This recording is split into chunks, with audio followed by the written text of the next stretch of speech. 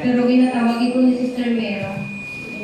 Kaya gusto ko lang ipaano sa mga anak niya. Kung datay nga wala sila, ang gining last na kanta ni Sister Mera, nagkanta siya. So, ang gining nais niya, praise God, hallelujah. Kung pwede lang, sabayan niyo po sa pagkanta. Pwede kang manindog, praise God. Ang kanta ni Sister Mera, di ko maalala kung saan mga Sunday ni, pero pusong dalisay. Praise God.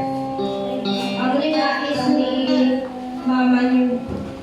Kung masakit, madulaan sa nanay, alos tanan. The best mother, maalaga sa mga bata, sa asawa.